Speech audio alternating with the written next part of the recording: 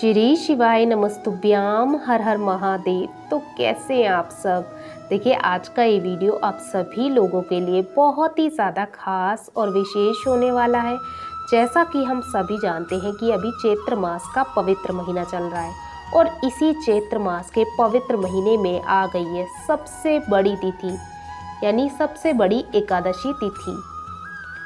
ये है पाप मोक्षनी एकादशी, जो कि शुक्रवार के दिन पड़ी है। देखिए, हम सभी जानते हैं जो एकादशी की तिथि होती है ये भगवान विष्णु जी को समर्पित होती है और शुक्रवार का जो दिन होता है वो उनकी अर्धांगिनी यानी महालक्ष्मी जी को समर्पित होती है।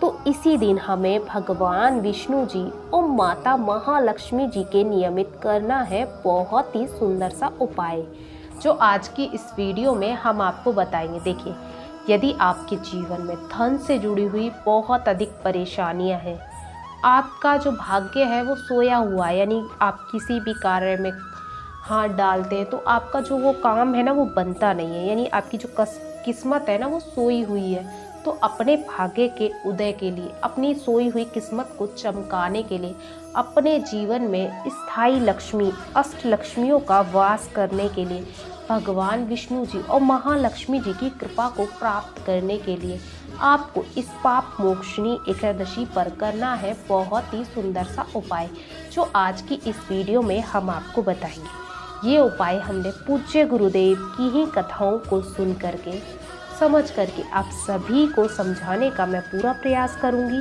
लेकिन उससे पहले इस वीडियो को ज़रूर लाइक करें और यदि आप भगवान विष्णु जी माता लक्ष्मी जी के सच्चे भक्त हैं तो चैनल को ज़रूर सब्सक्राइब करें। तो देखिए, अब हम जान लेते हैं कि इस दिन हमें उपाय किस प्रकार से करना है। तो देखिए, आपको एकादशी के दिन सबसे पहले आपको क्या करना है। आज के दिन आपको मात्र एक चुटकी हल्दी लेनी है, जो आपको अपने स्नान करने वाले जल में मिला लेना है।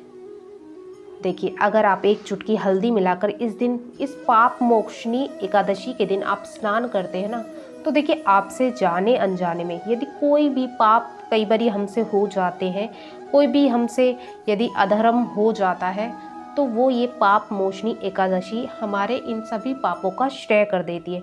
इसीलिए आपको आज के दिन मात्र एक चुटकी हल्दी को डाल करके आपको इस दिन स्नान करना चाहिए। इससे आपका जो भाग्य है उसका भी उदय होता है। तो इस दिन घर के प्रत्येक सदस्य को मात्र एक चुटकी हल्दी को अपने नहाने वाले जल में मिलाना है और उससे स्नान कर लेना है, ठीक है ना।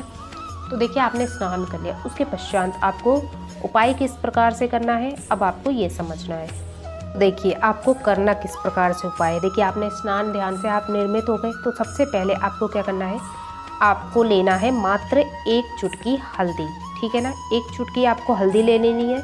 इसी के साथ आपको लेने हैं 7 या फिर 11 काले तिल के दाने, ठीक है ना।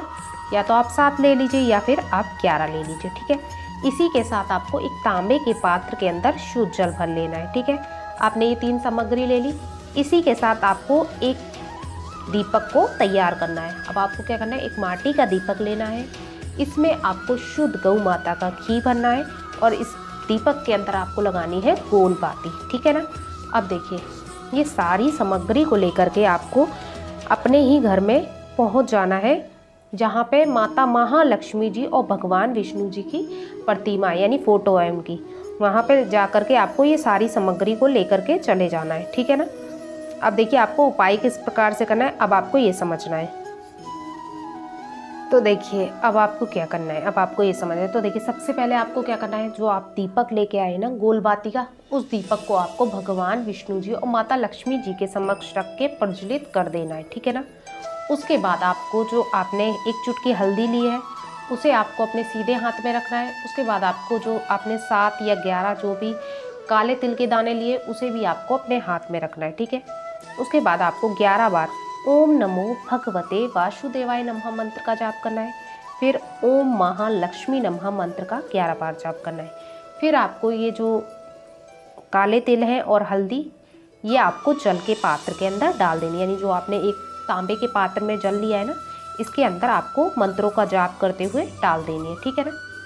अब देखिए, इस दिन आपको भगवान विष्णु जी को और माता महालक्ष्मी जी को इस दिन आपको विशेष रूप से गुड़ का भोग लगाना चाहिए, ठीक है ना। पीली वस्तुओं का इस दिन हमें भोग लगाना चाहिए। तो आपको जब आप भोग लगाओगे तो आपको आज के दिन भगवान विष्णु जी को विशेष रूप से तुलसी दल का तो साथ में, यानी जब आप गुड़ से भोग लगाओगे तो आपको उसके ऊपर तुलसी दल को तो आज के दिन ज़रूर आपको भगवान विष्णु जी को भोग लगाना चाहिए, तभी वो जो है भोग को स्वीकार करते हैं। लेकिन देखिए एकादशी का दिन है तो इस दिन हम तुलसी दल को तोड़ नहीं सकते हैं, ठीक है। यदि आपके पास पुराने तुलसी दल पड़े हुए हैं तो आप उन्हें शुद्ध जल से साफ करके उसका प्रयोग कर सकते हैं, ठीक है ना। तो देखिए अब आपको क्या करना है, आपने भोग लगा दिया, उसके पश्चात आपने जो दीपक प्रज्वलित किया ना, इससे आपको आज के दिन भगवान विष्णु जी और महालक्ष्मी जी की आपको आरती करनी है, ठीक है ना। उसके पश्चात आरती के बाद आपको दीपक को वहीं पे प्रतिमा के समक्ष रख देना है। तो देखिए अब आपको क्या करना है, अब आपके पास एक तांबे के पात्र के अंदर जिसमें आपने 1 चुटकी हल्दी और 11 तिल के दाने डाले, काले तिल के दाने। अब इसे लेकर के आपको अपने दोनों हाथ में पकड़ना है और अपने पूरे घर में आपको घूम जाना है, ठीक है ना, पूरे घर में घूम जाना है। उसके बाद इस जल के पात्र को लेकर के आपको अपने घर के आसपास जहाँ कहीं भी पीपल का वृक्ष है ना, आपको वहाँ चले जाना है। देव वृक्ष होना चाहिए, ठीक है ना।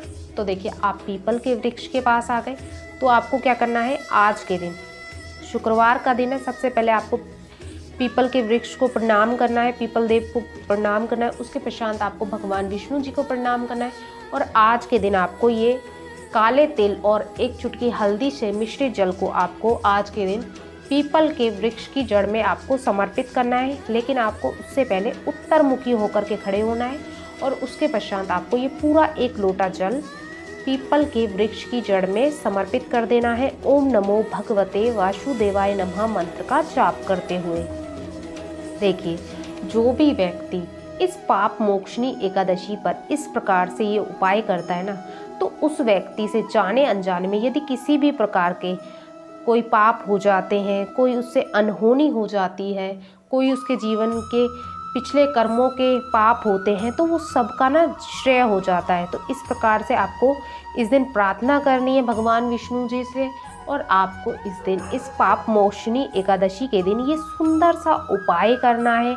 तो इस दिन आपको भगवान विष्णु जी से अपने अनुसार आपको प्रार्थना करनी है, आपके जीवन के जो भी पाप कर्म है वो नष्ट हो जाएं और आपके जीवन पे सदैव महालक्ष्मी जी और भगवान विष्णु जी की कृपा बनी रहे।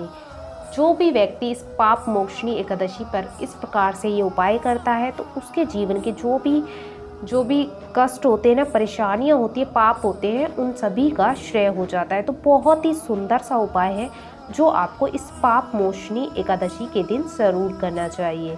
तो आज के लिए बस इतना ही। श्री शिवाय नमस्तुभ्याम। हर हर महादेव।